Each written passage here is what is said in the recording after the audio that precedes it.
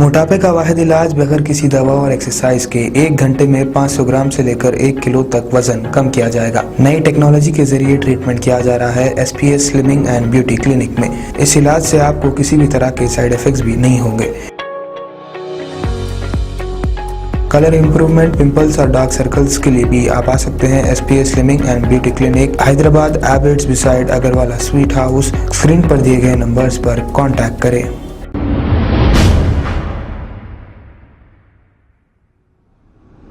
अस्सलाम वालेकुम नाजरीन, मैं हूं मोहम्मद अब्दुल हकीम। 7H न्यूज़ में आपका इस्तकबाल है।